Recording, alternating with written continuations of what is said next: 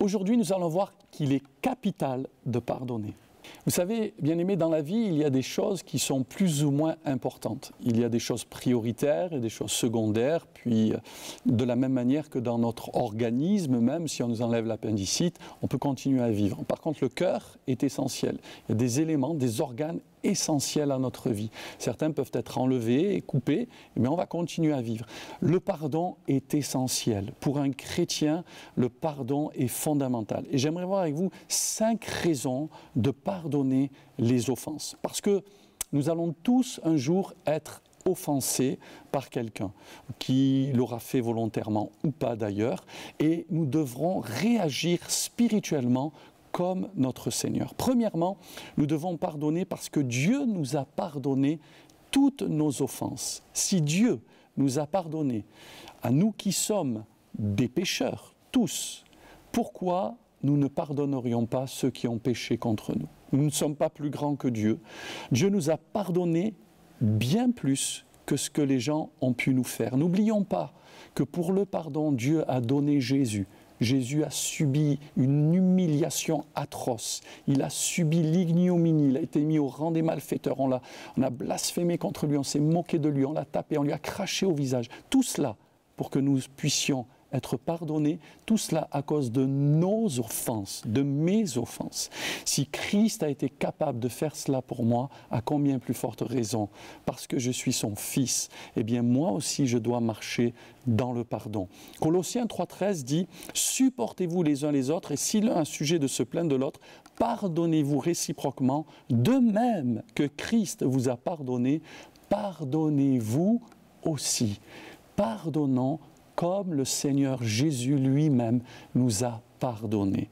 Et nous vivrons heureux. Deuxièmement, sans le pardon de l'offense, je n'irai pas au ciel. Le pardon est capital et essentiel pour notre salut.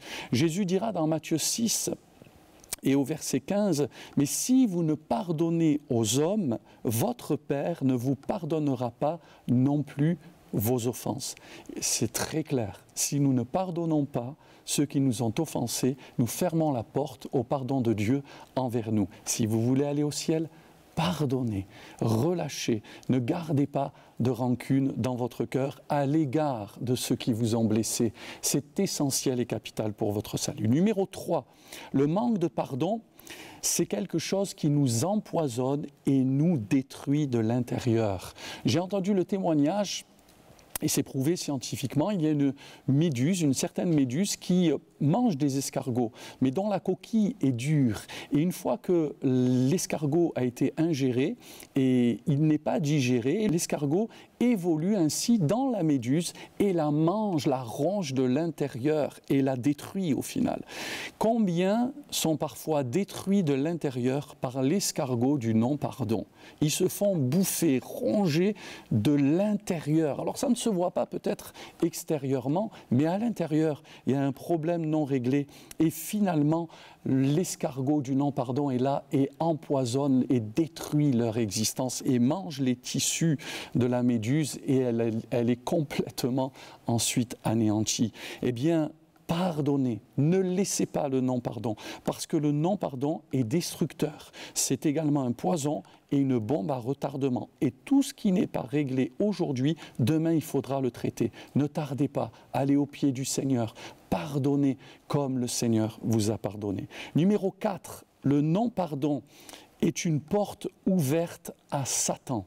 Littéralement, lorsque nous ne pardonnons pas aux hommes leurs offenses, l'apôtre Paul dira dans Éphésiens 4 et au verset 26, « Si vous vous mettez en colère, ne péchez point, que le soleil ne se couche pas sur votre colère et ne donnez pas accès au diable. » Et l'apôtre continue en parlant du pardon réciproque. Il est très important, bien-aimés, si nous ne voulons pas donner accès à l'adversaire, il est très important de pardonner. Le diable se régale avec les hommes, les femmes qui ne pardonnent pas. Il est un lion cherchant qui il dévorera. Attention. Numéro 5, le manque de pardon donne l'avantage à Satan et bloque notre vie spirituelle. 2 Corinthiens 2,10 dit « Or, à qui vous pardonnez, je pardonne aussi, et ce que j'ai pardonné, si j'ai pardonné quelque chose, c'est à cause de vous en présence de Christ, afin de ne pas laisser à Satan l'avantage sur nous, car nous n'ignorons pas ses desseins.